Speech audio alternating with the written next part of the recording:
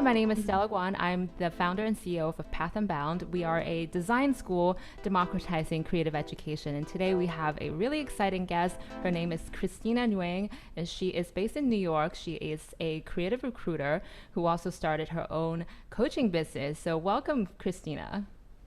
Hi, thanks for having me. We are so excited to speak to you because we've received a lot of questions from our students regarding recruitment, getting a job, and especially from bootcamp students who are concerned about their prospects in the job market.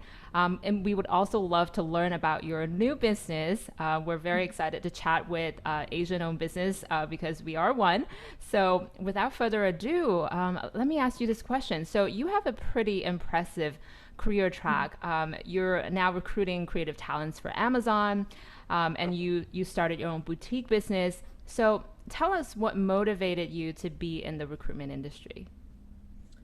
Yeah, that's a great question. And it's really funny to me sometimes to answer it because most of the time when you speak to recruiters, you will notice that the very common answer is, I just fell into it. I mean, generally nobody goes into school thinking like, oh, I want to be a recruiter one day. It's not really a common kind of thought that people have. But I think for me, it was, I was just like a lot of just like many people, I graduated from college. I was 22. I had no idea what I wanted to do. I had a business degree, which there's so many like different things that you can do with it. And I still remember I picked up two suitcases. I like got on a one-way ticket to New York City, and I was like, I'm just gonna find a job. I don't know what I'm going to do, but I'm just going to find a job. And at first, I thought I wanted to do marketing and sales, but I also had a lot of interest in like HR and like creative. And I just ended up coming across this opportunity working for a very well-known staffing agency as a recruiter. And I think it just kind of was a good match of, a combination of all of my interests and kind of skills. And that's how I fell into it. That's awesome. So, actually, I never realized people don't usually try to be a recruiter. No. That's a very interesting fact. And obviously, we don't really see, like a recruitment major in college, right? Yes. I've heard of graduate studies in, human resources and that kind of majors, but probably recruitment, it's something that people just found their way in. So that's very interesting. So, how did you become specialized in creative recruiting? I love that question because the answer is the same. I just fell into it. Well, I mean, it wasn't too much of an accident, I guess. Like it just was perfect timing. Growing up, I was always kind of a creative type. I just never like pursued it formally. But before I even started looking for jobs, like, growing up in college, I loved making videos. I was always very passionate about like painting and creating things with my hands and doing a lot of like digital things. I think at one point I tried to start like a creative YouTube channel or something like that. Um, like early 2010s, everybody was doing makeup tutorials and like fashion videos. So like, I had a short period of time when I liked doing that. And same as in college, I was creating a lot of video content for my school and just had those interests. And I always tell this funny story when I walked in for my interview at that recruiting agency where I ended up working. I had a pink graphic design resume. Wow. I actually saved it somewhere because nobody believes me that I got a corporate job with a pink resume, but I That's actually did so have funny. one. Yeah, and it was just kind of like graphic. I was trying to be creative. I made an illustrator myself.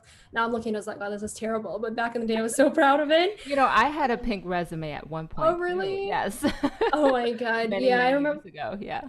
I remember my boss who ended up hiring me like later on asked me like I was so surprised there wasn't like scented or something like that. And I was like, okay, I wasn't going that far. Sent it. Um Oh my God. it's like what was that movie with Reese Witherspoon like back in like early 2000s? I think that was the thing from that movie because she showed up with like a pink scented resume. So that's why my Wait, that boss was was a making fun. thing? I didn't even know that. Yeah, I forgot the name, like Legal Blonde or something like that. But yeah, that was a thing from a movie. So he was kind of making fun of me of that. And I was like, well, you hired me. So, But anyway, so I remember at the time my agency was trying to expand into the creative space. They just didn't have a dedicated like recruiter or resource for that. And I walked in with my pink resume and then had a creative background and like knew a few like Adobe software, like little like things that I knew how to do. And he looked at me, he was like, I think you're going to be perfect for this role. And they actually didn't tell me that I was going to be in creative recruiting until I actually like joined my first day. Then they told Oh, me. so that was a surprise. That was a surprise. Yeah, like I thought I was just going to do like general recruiting, maybe like finance or administrative or something like that. But then they told me, it was like, yeah, like nobody has done it, but we think you can do it. So yeah, surprise.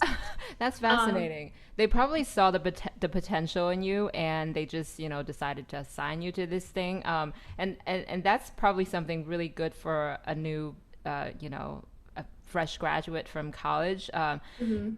Because you can mold your own path, but sometimes Yeah. people are open-minded about it, and they've, like you said, fell into something.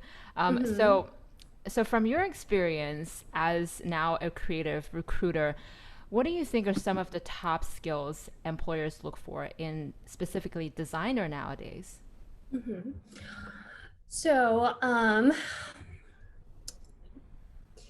it's kind of a long answer, but not really.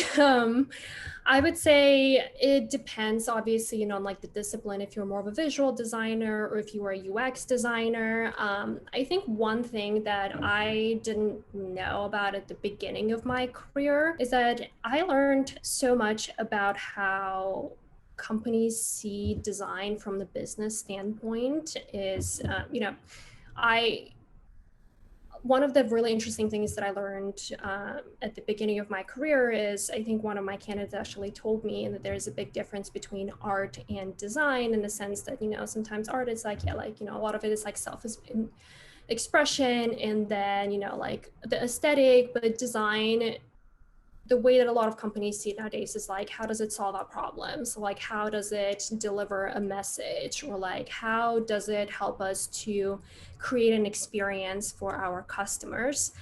And aside from obviously being a good designer and having a good aesthetic, the biggest skill that I noticed that interviewers look for like during your interview is your ability to explain like how does your design solve our business problems, or how are you able to walk us through your process, talk about like your design process, talk about like data, talk about your design decisions, things like that. And I think that's something that catches a lot of even seasoned designers by surprise sometimes. And it's something that I do have to coach people on a lot, like, during my Amazon preparation calls, or just like in my coaching business, is some people can be the most phenomenal designers, but they often fall short, like with like trying to explain that business side of things. So yeah. Does that answer your question? I mean, I can Yeah, obviously go into absolutely. like, more technical skills and Yeah. things like that, but I think that's like the biggest thing that people don't always realize. Yeah, I think that's a really great point. And from my personal experience as a designer working for Mhm. big companies before, I think that's probably one of the most common questions, and they probably asked at first, even. They're not Mhm. going to waste their time and ask you to walk through three projects without asking you to talk about your Mhm. process. And like you said, a lot of designers are really good at their craft, but they aren't necessarily well versed in explaining things in presentation, and kind of Mhm. relating the business to the design, which is ultimately what design is, right? Like you said, it's not art, and I think a lot of designers probably are realizing that now, and through your help, for, career Mhm. coaches help, they hopefully will become a lot more well versed in that.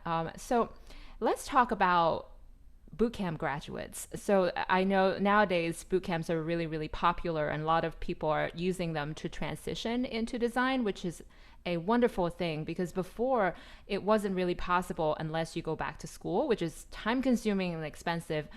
So So expensive. exactly, Yeah. exactly. So nowadays, actually, a lot of students have this one concern, because they do realize they're competing against college students who have a degree in design. And nowadays, a lot of college actually have these newer programs in UI and UX design. So they're really concerned if they will be treated as a second class citizen when they're in the job market. So, from Mhm. your perspective as a recruiter, have you had any experience of that while working with companies? Have they been treated a little bit differently? Yeah, that's a great question. And this is probably the most popular question that I always get because it's kind of been like interesting because spend so much time working like corporate recruiting and like really learning what hiring managers look for. But I also do coach for Springboard, which is a really big UX UI boot camp, and kind of have to have a lot of those conversations. I'm going to answer this question as yes and no, but let me explain. So, first of all, like when you are first graduating from either college or boot camp and you have zero experience and like no real life knowledge of anything, you are going to be treated as a second class citizen, regardless of what's happening, right? I think a lot of people have this misconception that, you graduate from school and you have this formal degree and you walk out on the street, you like wave that degree in the air, and then suddenly all the employers like running to you or something like that.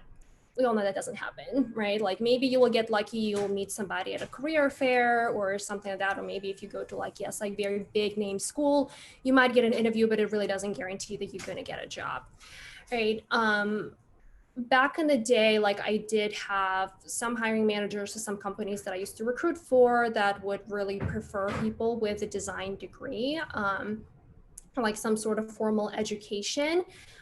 That was the case, but as I, am watching the design field really like change and the landscape really change, that kind of like thought or like that requirement is very quickly fading away right now. Um, the reason why is because honestly, like after you've been working in the design field for a few years and you have the experience and you're really able to, like I mentioned, explain your design process and really pitch like how does your design solve problems, after a couple of years, none of that is going to matter, like where you got your education. If you can execute, if you can create, and if you can solve problems, at the end of the day, that's what people are going to care about, right? So right now, even like when I was recruiting for like Microsoft and like Amazon and like Facebook, like if you are very, very like early in your career, like some of that is going to matter. But like after it's been a few years, like we just treat everybody the same way. Like if you were able to do the job, like that's all it's going to matter. And the second thing that I've noticed, especially in the past year, just because this has been such a big topic, like on my mind and on a lot of people's minds, like, boot camp versus graduate school. I work with a lot of clients who are recent boot camp graduates, but I also recently worked with two clients who were graduates of like Dartmouth and NYU, and they have those like very like fancy degrees. I also work with people from like Carnegie Mellon who recently graduated. And believe it or not, they're facing kind of the same issues. They also have this imposter syndrome. They also feel like they're not getting a ton of traction from their job search. So that just kind of shows a degree like isn't everything. Another big thing that I noticed because I was actually doing my own research and like, is a degree better? Was a boot camp better? I noticed a lot of degrees like degree programs, and it's something that one of the hiring managers that I work with actually told me as well. Like it's, yes, you get a very good like theory or like theoretical like knowledge of things and you understand this, but I think some degree programs a little bit behind from boot camps when it comes to like actually helping you to get real life experience and actually executing. So I've been reviewing a lot of portfolios, which I don't know if we're going to be talking about this, but I just want you to know when you're a designer, your portfolio is the most important thing. Like I spend about 10 seconds on somebody's resume, at the end of that day is going to be about their portfolio. And I, been working with a lot of like Ivy League graduates that don't even have that good of a portfolio compared to like what boot camps uh, like teach you or like help you with a portfolio. So one of my clients right now, like who graduated from like a very prestigious degree program, we're working his portfolio right now, and he's been graduated for like 6 months now Oh, versus a lot of wow. boot camps where there are a lot of boot camps. I know like you also work with at a boot camp where they provide you a lot of opportunities to have like a real life project, which a lot of degree programs don't give you an opportunity to do that. You also do way more capstone projects, like getting that real life experience and really building a portfolio. And that's something that makes bootcamp students really stand out versus degree programs. I'm not saying the degree programs, like, I'm not trying to downgrade them or anything like that, but I'm just letting you know that like having a degree on your resume like doesn't solve all of your problems. Yeah, no, I completely agree. So I kind of feel a lot of overlaps from my own experience from your Mhm. answer. So I happen to be someone who transitioned into the design field myself. I had an undergraduate degree in another field, and then I went into design kind of halfway through. I did not get a degree myself. I Oh, went to a really? 1 year program, but Hmm. that was enough for me to learn the actual skills and actually build a small portfolio at the time and work my way up. And at the same time, in the past year, I've been an adjunct professor at some of the colleges, and Hmm. I was able to see it firsthand what their curriculum is and how they really teach. And one of the things that struck me was a student actually said, "You're the first professor who actually told us about portfolio and started talking about it." Well, Really? granted, they're not senior students, they were Hmm. in their sophomore year, but I was really surprised. I was, kind of not expecting that because it's Hmm. such a common thing to do. It's not like I have something groundbreaking. So Right. yeah, exactly. So, and that was a really good school, by the way. It's a really big Hmm. name school. And granted, they're really talented. A lot of them are, probably more talented than I am. But it's that aspect that strike me the most. And when you talked about boot camps, I think they definitely excel in career preparation. And my school, actually, Path and Bound, we kind of see that void in the market where actually a lot of bigger boot camps didn't have enough time dedicated to portfolio building, even though they do have like a really long, course period that dedicate to teach the skills, of course, for students to learn first. So we totally agree with what you said. You only had 10 seconds to spend on a portfolio before you decide if you're even going to pick them up and interview them, right? So that's your first impression before you even get to explain your thought process. So that's something Yeah. very, sounds unfair, but it is the Mhm. reality because nobody has that kind of time to read through 5 of your case studies. Yeah. So really appreciate your answer. So when you actually screen the creative candidates yourself, you mentioned how you spend 10 seconds looking at their portfolio. What else do you look for? Yeah, I wanted to clarify. So I spent about 10 seconds on person's resume, and then I spent quite a bit of time looking at their portfolio, Oh, right. actually. So you Yeah. looked at their experience first. Yeah, so there's certain things, obviously, like depends on the job that I recruit for. Like if they hit like, the minimum requirements, let's say, do they have like enough experience, or honestly, that's the only thing. So like, yeah, do they have like enough of like years of experience? Just because it depends obviously on the companies, like sometimes people like slightly flexible with that. But if they like check the boxes, like do they have relevant experience, or do they have like enough experience? And there's always kind of like a gray area with that. Obviously, if the job requires like 2 years experience and you have like 1 year experience, there's still like some leeway. But the job requires like 10 years experience, you have 2 years experience, that's a different story, right? But as long as you're somewhere within that, my immediate next step is looking at the person's portfolio. And I obviously don't read through like every case study, but I can tell from like probably the first like few seconds like how thorough that case study is. Does it like have a lot of like explanation, of like the process? I think especially for UX design candidates, the biggest thing I always kind of like get frustrated about is it kind of like goes back to that like design process and like how you solve problems. There are a lot of designers who like to, take a screenshot of their final product, or like, the high fidelity wireframes, and just post it there and be like, I did this. But I can look at it and I can say, okay, I can't tell what you did, who you did it with, what was your process, what was the initial problem, what was the solution, did you solve the problem, like what was the outcome of it? I can't tell any of that information from the final screenshot. And that's where a lot of very talented designers fall short. They can have like the most amazing, like visually appealing design ever, but if they don't have like the whole process outlined, I'm going to go to the next candidate, Yeah, right? that's very important, right? Like for a UX designer, obviously that's their main job. Mhm.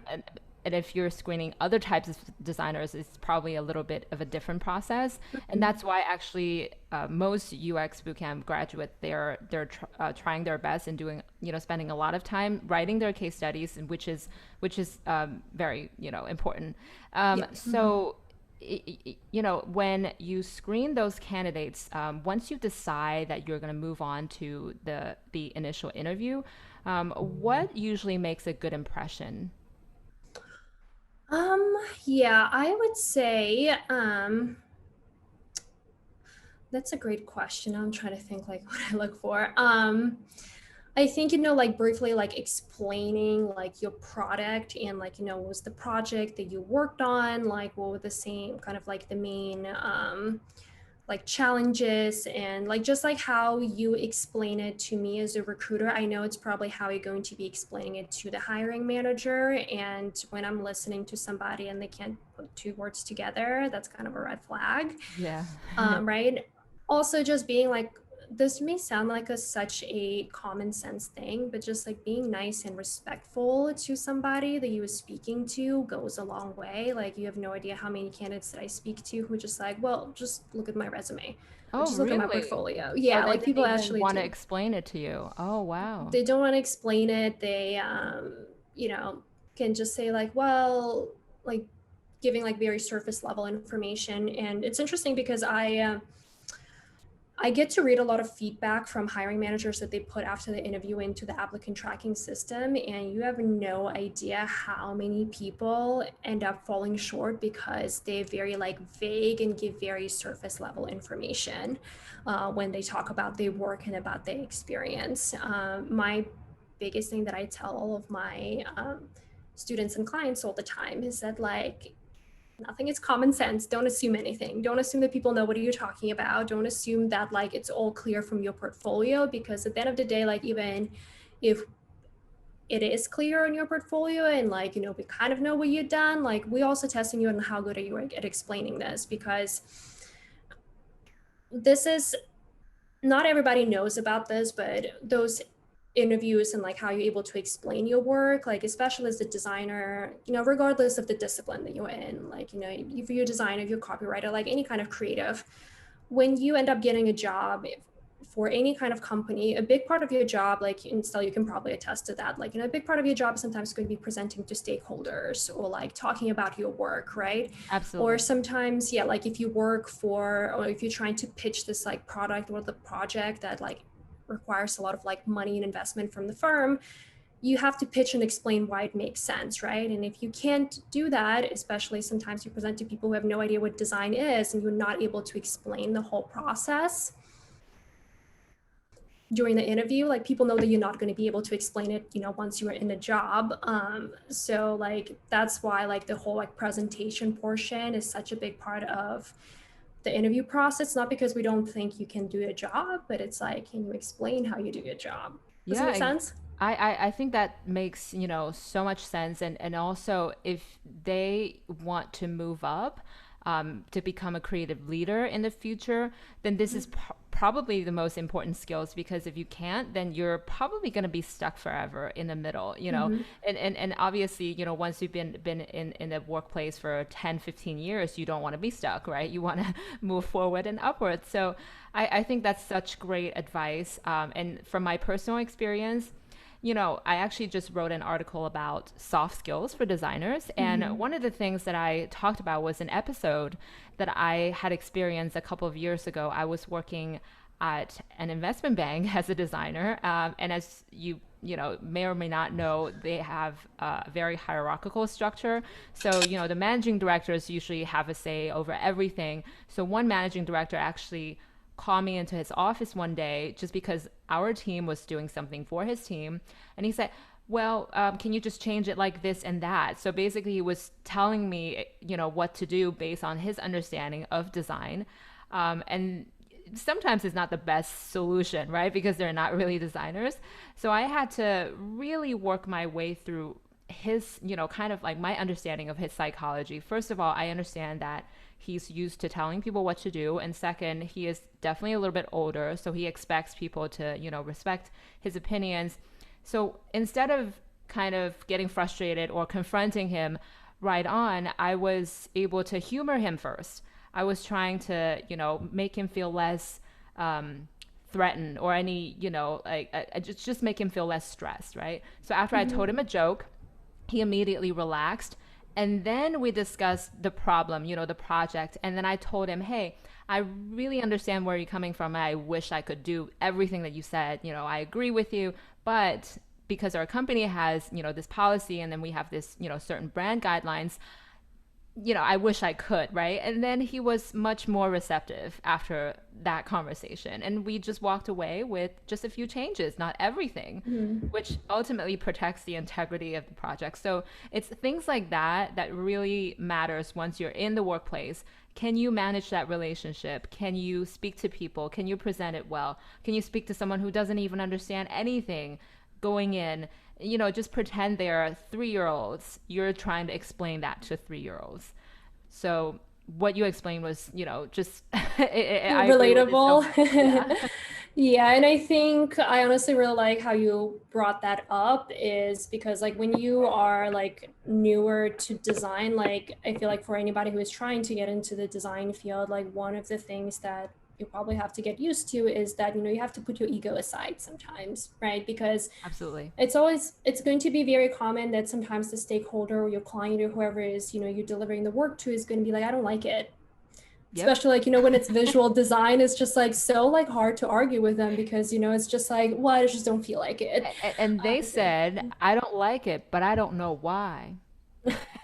Okay, yeah, that is like a whole different thing, right? Like, yeah, like, okay, like give me something to work with. Right. But yeah, and that's something that like I've spoken to a lot of people about, where like you have to put your ego aside, because it goes back to like my original point is that like your design is not your way of it's not self-expression, right? You're delivering a business kind of like result or something like that, or you are trying to contribute to the business. And sometimes you can be right, but you have to explain why you're right. Not, you can't just say, like, actually, I remember I worked with one designer before, like when I was doing my internship, and he was having such a hard time. He's a very talented designer, but he just had such a hard time fitting in, because every time I'd be like, oh, we like your concept, but maybe you can change this a little bit. He would be like, I'm a designer, I know better. Like, this is a big no-no Oh, in the corporate wow. world, right? Like, obviously we were Yeah. like very junior at the time. It was like we were Right. both interns, but you can't have that Yeah. attitude, I Yeah, guess. for sure. Yeah. I mean, look, if you're an artist and people actually come to see your art because they appreciate it, yes, you can have that attitude probably. But like Mhm. we, agree on is design is not art is definitely related to art, but it's very Mhm. much business oriented. I love that. So, going into our next question, what do you think early stage creatives can do to maximize their chances of being higher? With early stage being emphasized because we are seeing, a lot of companies kind of shying away to hire early stage talent just because they have no experience and they need a lot more training. And a lot of creatives, they get frustrated because no one will give them a chance and everyone wants at least 1 to 2 years of experience. How do they get through that? Right. That is also, I love the question. So one thing that I wanted to also just get this message across, it's like, again, when you are entry level, it's always going to be hard in every single industry. It doesn't just pertain to being like a boot camp graduate or like a designer or a recruiter or like whatever it is. Like it's just always going to be hard to get your foot in the door. Once you get your foot in the door, like your experience is going to be very different from that. Well, actually, like now we're talking about that, I kind of like thought about this one when we were talking about, having a degree versus a boot camp. Like one thing that I absolutely love about the design field is that at the end of the day, it's your portfolio, right? It's less about like your credentials. I mean, they obviously do matter, sometimes, but like it's mainly about your portfolio. So if you can deliver a good portfolio, like you're gonna have much higher chances um, of getting hired. But going back to your most recent question, it's something that I actually talk to a lot of my bootcamp students about is getting experience or like getting your foot in the door. Like you need to think outside of the box. Applying for jobs all day and like sending your resume, your cover letter, and portfolio is not the only way to get there, right? So I've had a lot of students who would be like, networking is a great way to do it. I'm going to tell the scary secret to a lot of people, but a lot of entry level jobs don't even get posted at some companies because they get filled through referrals all the time. So it's like there's so many referrals coming in for entry level jobs that for some companies it doesn't even make sense to assign a recruiter or like assign recruiting force to that. But sometimes if you network with the right people and you network with right like managers, you might be that next referral, right? So you don't know. So that's one thing, networking. But I know people sometimes hate the word networking, so I'm not going to push it like Because too it's much on that. scary because you're literally talking to someone you don't know and trying to get their interest in you while you probably Mm-hmm. have nothing in return to provide them for now. And Yeah. I totally agree with you because when I was working for big companies, they always ask the team first, do you know Mm-hmm. anyone? We want to hear from you first. And Mm-hmm. many times I don't know anyone, and I felt so bad because I could have referred someone, but I just didn't know anyone who's looking at the time. So, you know, if you had, if someone had networked with me at the time, I could have referred, Yeah. right? Right. Yeah. Yeah. And like, I've done the same thing. Like I've referred a ton of people that I've spoken to maybe like once or like twice or something like that. Or what I really like, and I actually run like my own like networking workshops for job seekers. And it's so interesting because I keep telling them sometimes me as a recruiter, like I'm thinking like even a few years ago when I first started out, like I would talk to some people who were entry level and I couldn't really place them anywhere because all of the roles that I was working on needed more experience. But I would have such a good conversation with them, kind of more exploratory conversation with them. And somehow I would remember them like 3 years later. Like this one guy, I spoke to him when he first graduated from school, didn't have any experience, couldn't place him anywhere. And then we remembered each other 3 years later when he had 3 years experience and I recently placed him at Facebook. Oh, So like wow. it, I Look at think that. the problem with networking and like the reason why people are so scared of networking is because we all, I mean, it's a human nature, right? We want immediate results. We want like that Yes. instant gratification. Yes. Like I want to speak to that person and then tomorrow they're going to refer me to this job and then Yes. next week I'm going to get the job. That usually doesn't happen. Networking is a long-term investment because, odds are 3 years from now, you're still going to need a job, right? Right, right, And yeah. like, even if you already have a job, like you're still going to be applying for jobs or looking around or something like that. But anyway, so that's networking. The second thing that I really kind of wanted to talk about that like not a lot of people think of it is work experience doesn't necessarily have to come from your 9 to 5 like standard corporate job kind of thing. There are a lot of like startups that need somebody to like help them maybe like finding some smaller companies, even like freelance jobs, to see if you can create them a project. A lot of times, like people would actually pay you to create a project. But at least you have some real life experience, right? A lot of my students find freelance roles on like LinkedIn. Upwork is another really big one. I used to freelance on Upwork myself. I actually really like that. So like experience can come from those places. Experience can also come from volunteer projects for like nonprofits or something, just getting real life experience. Um, it could come from those sources. I also had this one student when I thought like that was so smart, where he had this like big idea for a startup company, but they didn't want to hire him, so he reached out to the CEO and like pitch that project to him, and the CEO was like, I actually like that, let's talk about it. Now he's working on that project That's with the awesome. startup.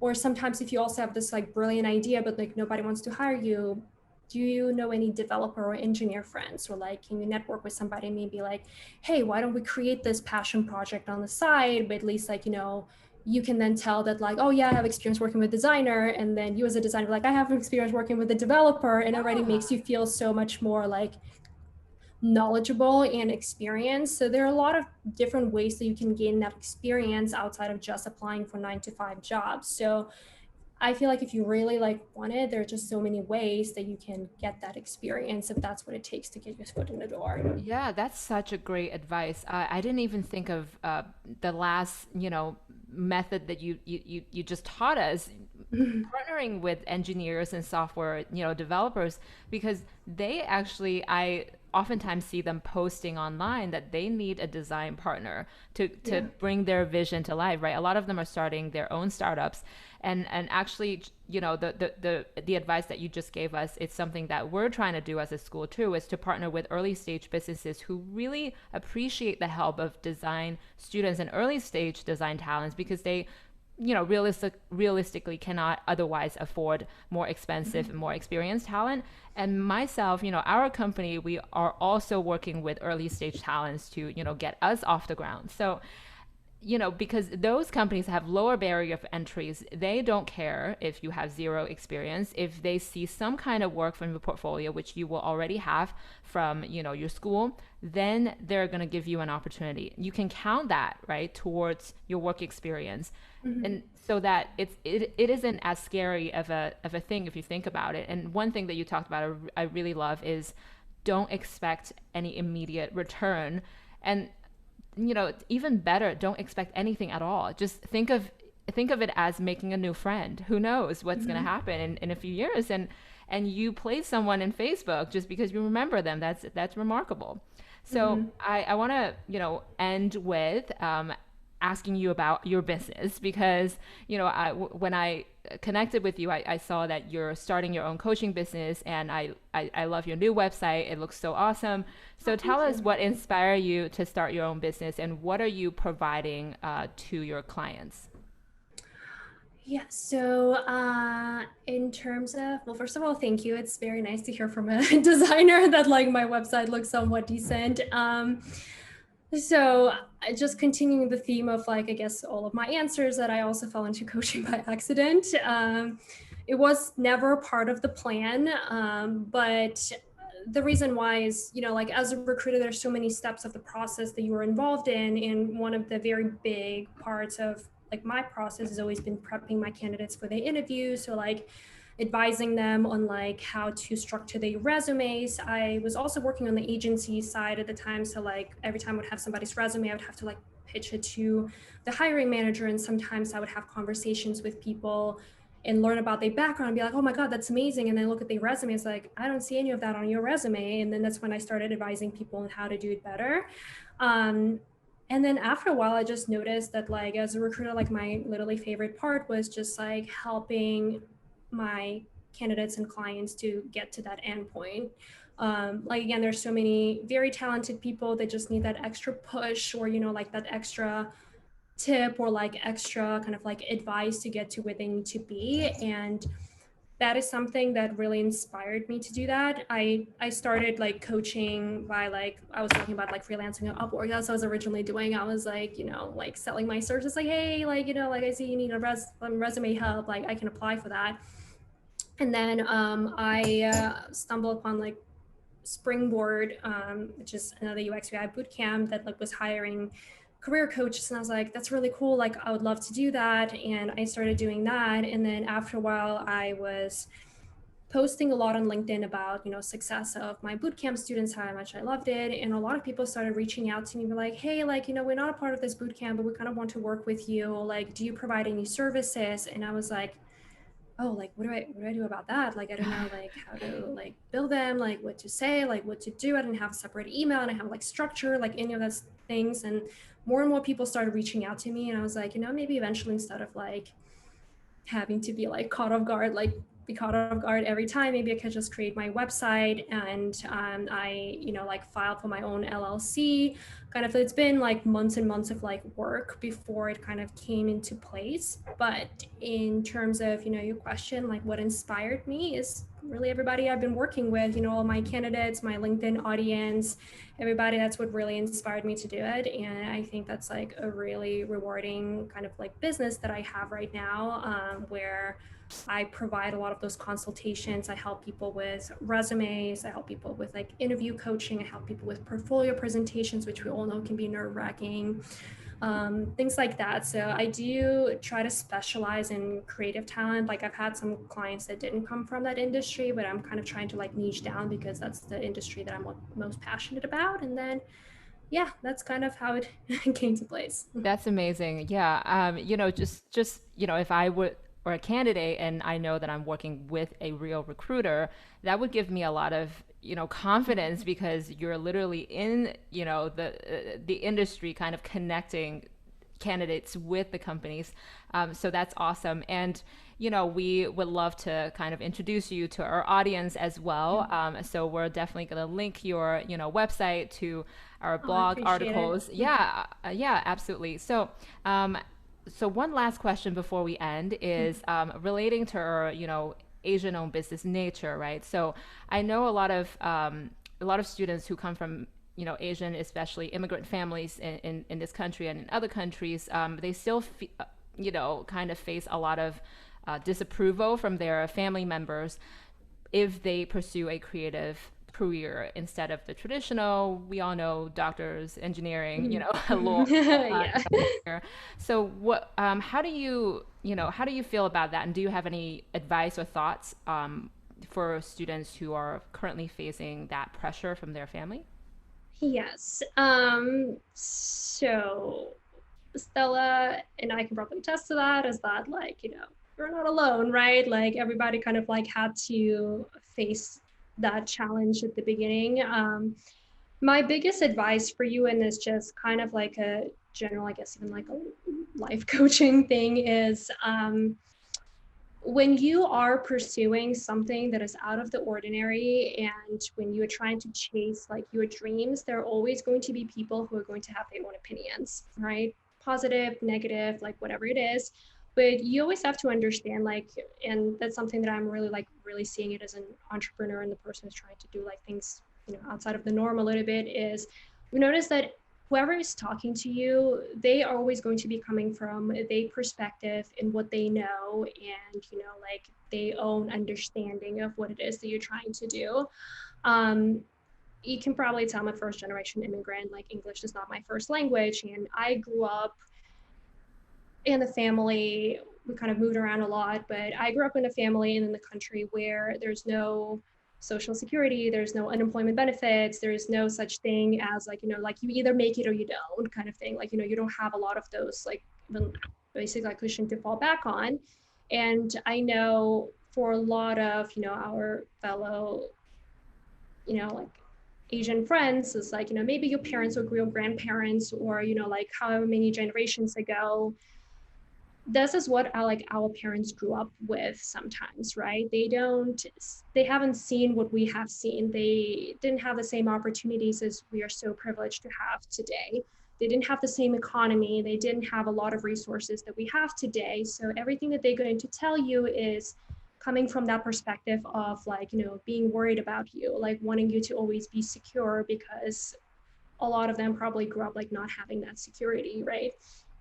Um, so you have to take that with a grain of salt, is because they just want you to be secure. And my biggest motto in life is like, everything is impossible until somebody does it, right? I kind of came from very similar background. My parents wanted me to be a doctor or like an accountant or something like that.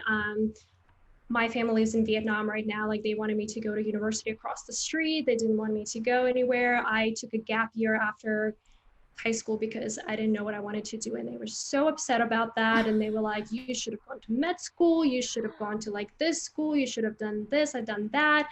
To make matters worse, there's a short period of time when I was rebelling and, trying to make a living as a commercial print model. So you can probably imagine how much crap I got from that. Wow, Uh, that's that didn't really last. amazing. That didn't last very long. That didn't last very long, I but they love were like that. so upset about that. And they were just saying like a lot of things that like was bringing me down at the time. But I think for anybody who's trying to pursue a dream, like you have to sometimes just block off all of those opinions, right? Because if you keep doing the same things that everybody else is doing, if you keep doing average things, you're just going to have average results, right? Sometimes you have to think outside of the box and do something amazing, because like right now I'm looking back, it's been obviously a few years since we had all those conversations with my parents, but eventually, like, when you end up having a successful career, you are happy doing what you're doing, you have that security, you have, you know, income coming in, or you're doing like, you having successful career, like your parents are going to be happy for you, like your family is going to be happy for you. Like